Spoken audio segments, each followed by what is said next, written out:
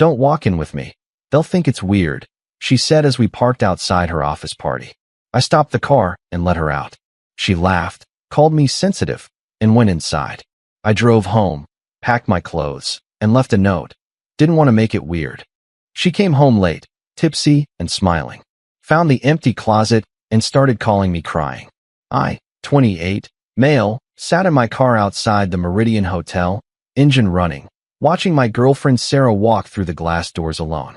2 hours later, I was in a different hotel room across town, and she was calling me 17 times in a row. We had been together for 2 years. We shared an apartment, split the bills, talked about getting a dog. I thought I knew where we stood. I thought we were building something real. But that night, parked outside her company holiday party, Sarah turned to me and said the words that ended it all. Don't walk in with me. They'll think it's weird. I stopped the car. The valet was already approaching. Sarah laughed, light and casual, like she had just made a joke about the weather. You're being too sensitive, she said, already opening her door. It's just easier this way. She stepped out, smoothed her dress, and walked inside without looking back. The valet asked if I was staying. I said no and pulled away from the curb. What Sarah didn't know was that I had been adding things up for weeks. The way she never posted photos of us. The way she introduced me as her friend to her boss at the grocery store. The way her coworkers didn't know my name, even though we had been together for 2 years. I drove home in complete silence. No music, no podcast, just the sound of my turn signal clicking at every intersection. By the time I pulled into our apartment complex, I had made my decision. I walked into our bedroom and pulled my suitcase from the closet. I packed my clothes, my laptop, my charger, and the watch my father gave me. I took my name off the lease 6 months ago when Sarah said she wanted to build her credit, so legally, I was already gone. I just hadn't moved my body yet. I left my key on the kitchen counter next to a note I wrote on the back of a grocery receipt. Didn't want to make it weird. Then I checked into a Comfort Inn 20 minutes away, turned off my phone, and went to sleep. Sarah came home just after midnight. I know because when I turned my phone back on the next morning, I had 43 missed calls, 18 voicemails, and 62 text messages. The first voicemail was light. Confused. Hey, where are you? Did you go to bed early? The second one was panicked. Why is your closet empty? What's going on? By the 7th voicemail, she was crying. Please call me back. I don't understand. We can talk about this. I deleted them all without listening to the rest. Looking back, the red flags were everywhere. I just kept telling myself I was overthinking. We met at a mutual friend's barbecue in the summer 2 years ago. Sarah worked in marketing for a mid-sized tech company downtown. I worked in logistics for a shipping firm on the west side. We weren't in the same industry, but we got along. She was funny, sharp, ambitious. I liked that about her. She seemed genuine. 3 months in, we moved in together. Her lease was ending. Mine had 2 months left, and it made sense financially. We found a 1-bedroom in a decent part of town for $1,200 a month. I handled the deposits. She handled the utilities setup. It felt like teamwork. It felt like progress. But small things started feeling off around the 6-month mark. She threw a housewarming party and invited 12 people. I knew 3 of them. The rest were her coworkers and college friends. I spent the evening making small talk with strangers in my own living room. When her boss showed up, a tall guy named Richard who worked in upper management, Sarah introduced me as my roommate. I was standing right next to her, holding a beer, wearing the shirt she had bought me for my birthday. Oh, this is my roommate, she said, gesturing vaguely in my direction. Richard shook my hand and asked how long I had lived there. I said 3 months. He nodded and moved on to talk to someone else. I pulled Sarah aside later that night after everyone left. Why did you call me your roommate? She was loading the dishwasher, her back to me. Did I? I don't remember. You did. In front of your boss. She turned around, annoyed. Okay. Well, I don't want to mix work and personal life. It's not a big deal. I dropped it, but it sat heavy in my chest for days. Then it happened again at the gym 3 weeks later. We ran into her coworker Jenna by the water fountain. Jenna was friendly, smiley, the kind of person who remembered everyone's name. She waved when she saw Sarah. Hey, I didn't know you came to this gym. Sarah smiled back. Yeah, just started last month. Jenna looked at me. Oh, hi. Are you Sarah's boyfriend? There was a pause. A small one. Maybe 2 seconds. But I felt it. This is my friend, Sarah said. We work out together sometimes. Jenna smiled politely and said it was nice to meet me. After she walked away, I asked Sarah why she said that. Said what? That I'm your friend. She sighed, like I was exhausting her. Because it's easier than explaining our whole relationship to someone I barely know. Why does it matter? I didn't have a good answer. So I let it go. Then came the social media thing. Sarah posted constantly. Brunch photos with her girlfriends. Gym selfies in the mirror. Weekend trips to the beach. Her feed was a highlight reel of her life. But I was never in it. Not once. I wasn't the kind of guy who needed constant validation online, but after a year, it started to feel deliberate. I asked her about it one night while we were watching TV. How come you never post pictures of us? She didn't look away from the screen. I like to keep my relationship private. It's more meaningful that way. It sounded reasonable. I let it go. But then I started noticing her coworkers didn't know basic things about me. One time, her team went out for happy hour on a Thursday, and she invited me along. I met them at a bar downtown. A guy named Derek, who Sarah had mentioned 100 times, asked what I did for work. Logistics, I said. Supply chain management. He looked surprised. Oh, I thought you were in grad school or something. I glanced at Sarah. She was scrolling through her phone. No, I said. I've been working in logistics for 5 years. Derek nodded slowly. Huh, weird. I could have sworn Sarah said you were studying. Later that night, I asked Sarah where he got that idea. She shrugged. I don't know. Maybe I mentioned you were thinking about it. I had never mentioned grad school to her. Not once. The final straw before the party happened 2 weeks earlier. Sarah's company did a team-building weekend at a cabin upstate. Employees could bring a +1. Spouses, partners, significant others. The email specifically said so. She didn't invite me. I found out when I saw the email confirmation on her laptop. She had left it open on the kitchen table. Hey, I said, walking into the living room. I saw the email about the cabin trip. She looked up from her phone. Oh yeah, it's just a work thing.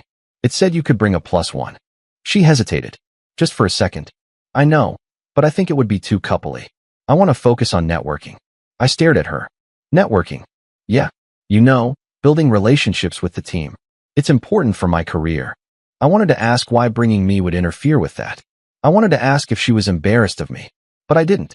I just nodded and went back to the kitchen. I was trying not to be that guy. The insecure guy. The guy who needed constant validation. The guy who made everything about him. But sitting in that parking lot 2 weeks later, watching her walk into the party like I didn't exist, I realized I wasn't being insecure. I was being erased. The holiday party was supposed to be different. Sarah had been talking about it for weeks. She bought a new dress from Nordstrom, deep green with a gold belt. She got her nails done. She scheduled a blowout appointment for that afternoon. She was excited. And I was excited too. I thought maybe this was finally my chance to meet her work friends properly. To be introduced as her boyfriend. To feel like I was part of her life instead of a shadow in the background. We got ready together that evening. I wore a dark blazer and a light blue button-down shirt. She wore the green dress and gold heels. We looked good together. I even took a photo of us in the mirror before we left, her leaning back against me, both of us smiling. It was the last photo we would ever take together. The drive to the hotel was normal. We talked about her boss, about the open bar, about how her team was probably going to get too drunk and embarrass themselves. She seemed happy, relaxed. She even reached over and squeezed my hand at a red light. Thanks for coming with me, she said. I squeezed back. Of course. But when I pulled up to the valet stand at the Meridian, her whole energy shifted. She looked at the entrance, then at me, then back at the entrance. Her smile faded. She checked her phone, adjusted her seatbelt. Hey, she said, her voice suddenly careful. Would you mind if I went in first? I frowned. What do you mean? She smiled, but it didn't reach her eyes. Just like, don't walk in with me. People might think it's weird.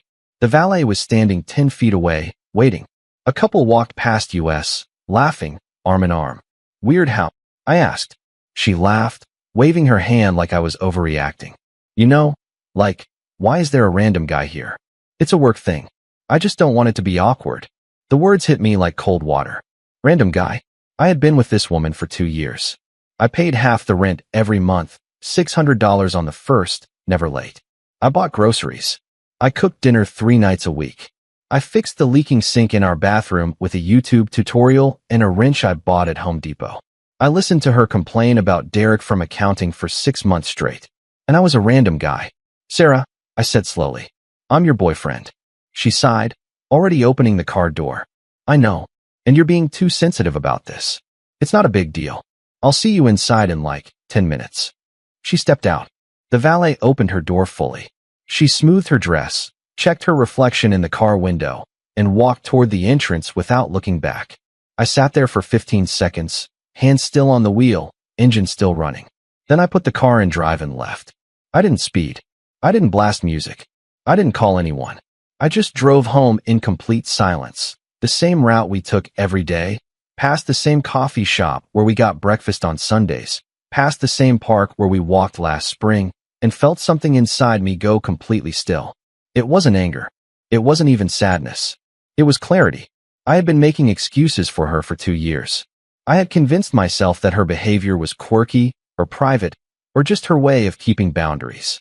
I had told myself that some people just didn't like public displays of affection, that some people valued privacy over social media validation. But the truth was simpler and sharper. She was ashamed of me. Maybe not in some cruel, intentional way. Maybe she didn't even realize it herself. But the pattern was undeniable. I was good enough to split rent with, good enough to sleep next to, good enough to fix things when they broke and listen when she needed to vent, but not good enough to be seen with. I parked in our usual spot, number 14B, and walked up to the apartment. The living room still smelled like her perfume, something floral and expensive. Her shoes were by the door, the black heels she wore to work. The coffee mug I bought her for her birthday, the one with her favorite quote on it, sat on the counter, still half full. I walked into the bedroom and pulled my suitcase from the top shelf of the closet. I packed quickly and methodically. Clothes, toiletries, laptop, charger, my running shoes, the book on my nightstand. I didn't take anything that belonged to both of us. No dishes, no furniture, no picture frames, no books we had bought together at the used bookstore downtown. I left my key on the kitchen counter next to the coffee mug and wrote one sentence on the back of a CVS receipt. Didn't want to make it weird. Then I walked out, locked the door behind me, and left the key in the slot. I checked into a Comfort Inn off Highway 9. The clerk, a tired-looking woman in her 50s, didn't ask questions. I paid in cash for 3 nights and went up to room 214. I sat on the edge of the bed, staring at the blank wall, and turned off my phone. For the first time in 2 years, I felt completely alone. And it felt better than being invisible. Update 1.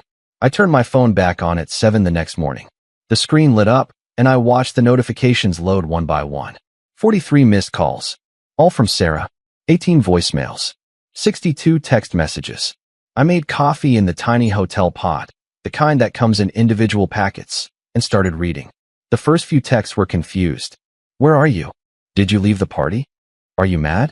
Text me back. Then they shifted. I just got home. Your closet is empty. What is going on? Did you actually leave? Are you serious right now? Then came the panic. Please call me. I don't understand why you would do this. We need to talk about this like adults. The voicemails were worse. I played the first one on speaker while I drank my coffee. Her voice was small, confused, almost childlike. Hey, it's me. I just got home and I don't know where you are. Your stuff is gone. Did something happen? Call me back. The second one was louder, sharper. Seriously, where are you? Your closet is empty. Your toothbrush is gone. Did you leave? Why didn't you say anything? This is crazy. By the 7th voicemail, she was crying. I'm sorry, okay? I don't know what I did, but I'm sorry. Just please come home so we can talk. Please. I deleted them all without finishing the rest. Then I blocked her number. I spent the rest of the day at a diner 2 blocks from the hotel, a place called Rosie's with red vinyl booths and waitresses who refilled your coffee without asking. I ordered pancakes and scrolled through apartment listings on my phone. I had been paying $600 a month for 2 years, which meant I had been building savings without realizing it. I could afford a studio, maybe even a 1-bedroom if I stayed out of the downtown area. By that evening, I had scheduled 3 apartment viewings for the next day. My phone buzzed. A message from an unknown number. It was Sarah, texting from her work phone. I know you blocked me. Please just talk to me. I don't understand why you're doing this. What did I do that was so bad? I stared at the message for a long time. Then I typed one sentence. You wanted me to not make it weird. I didn't. I blocked that number too. Update 2. 3 days later, I signed a lease on a studio apartment in a quiet neighborhood called Maplewood, 20 minutes from my job. It was small, for 100 square feet, with a kitchenette and a bathroom the size of a closet. But it had hardwood floors and big windows that let in morning light. It was clean. It was affordable. It was mine.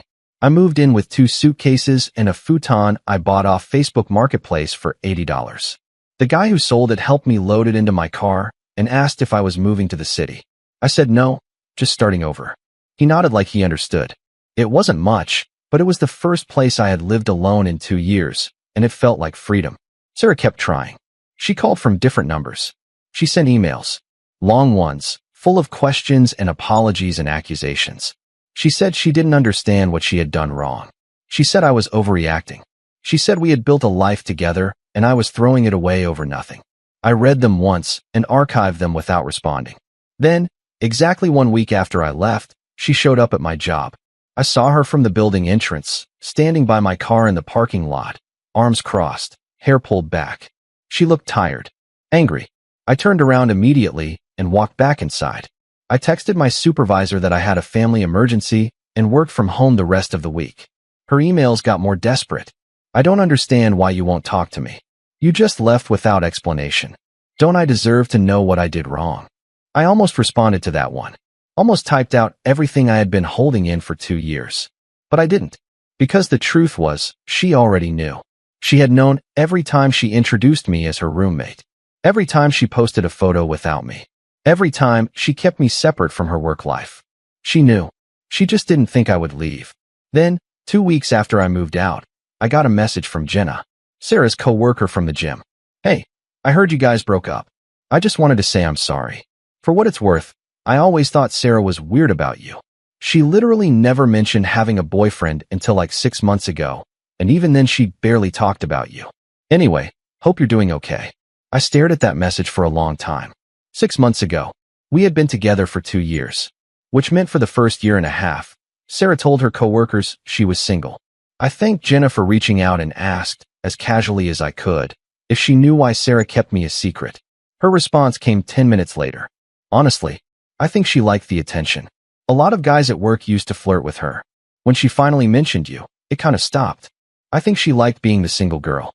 It sounds harsh, but that's just what I noticed. I read that message 3 times. Then I closed the chat, laced up my running shoes, and went for a 6-mile run. Update 3. A month after I left, Sarah stopped trying to contact me. The emails stopped. The phone calls from random numbers stopped. I heard from our mutual friend Chris that she had moved out of the apartment and gotten a place closer to her office in the downtown area. She unfollowed me on Instagram. I did the same. I settled into my new routine. I went to work. I came home to my small studio. I cooked simple dinners, pasta and chicken and vegetables. I read books I had been meaning to read for years. I ran in the mornings before work. I existed in a space where I didn't have to wonder if I was good enough to be seen. It was quiet. It was lonely sometimes, but it was honest. One Saturday afternoon, I was at the grocery store when I ran into Richard, Sarah's old boss. He recognized me immediately. Hey, you're Sarah's boyfriend, right? Or, wait, were you the roommate? I smiled politely. Boyfriend. We broke up a few weeks ago. He looked genuinely surprised. Oh man, I'm sorry to hear that. I didn't even know you two were together. She never really talked about her personal life at work. I nodded. Yeah, that was kind of the problem. He laughed awkwardly and said he hoped I was doing okay. I thanked him and moved on. But that interaction stayed with me. Even her boss didn't know we were together. After 2 years, I wasn't a secret because she valued privacy. I was a secret because she wanted to keep her options open. Final closure. It has been 4 months since I left that note on the counter. I still live in the studio in Maplewood. I bought a rail bed, a small couch, and a coffee table from IKEA. I hung up pictures. I got a plant that I somehow haven't killed yet. It's starting to feel like home. Sarah and I haven't spoken since the night I left. I heard through Chris that she's seeing someone new, a guy from her office. I didn't ask for details. I didn't want them. I don't think about her much anymore. Sometimes I see a green dress in a store window, and I remember the party. Sometimes I drive past the Meridian, and I remember sitting in that parking lot. But it doesn't sting the way it used to. A few weeks ago, I matched with someone on a dating app. Her name is Rachel. She's a 3rd-grade teacher with a dog named Biscuit. We went on 2 dates. Coffee first, then dinner at a Thai place she recommended. On the second date, She posted a photo of us at the coffee shop. It was candid, both of us laughing at something I don't even remember. She tagged me in it. I stared at that post for a long time. It was such a small thing. A photo, a tag, public acknowledgement that I existed. But it felt like proof that I was real, that I mattered. I liked the photo. She smiled when she saw the notification. Is that okay? She asked. I can take it down if you want. I didn't think to ask first. I shook my head. No, it's perfect. She reached across the table and squeezed my hand. Good, because I'm kind of proud to be seen with you. I felt something crack open in my chest. Something warm. Yeah, I said. Me too. I still think about that night sometimes. Sitting in the car outside the Meridian. Watching Sarah walk through those glass doors like I was disposable. Feeling like I was supposed to shrink myself to fit into the corners of her life. But I didn't shrink. I left. And 4 months later, I'm sitting in a coffee shop with someone who wants the world to know I exist. Some people will tell you that love is about compromise, about meeting in the middle, about understanding each other's boundaries. And maybe that's true. But it's also true that you should never have to beg someone to be proud of you. You should never have to wonder if you're good enough to be introduced. You should never feel like a secret in your own relationship. I learned that in a parking lot outside a hotel, watching someone I loved pretend I didn't exist. I drove home that night, packed my things, and walked away from 2 years of being invisible. And I have never looked back.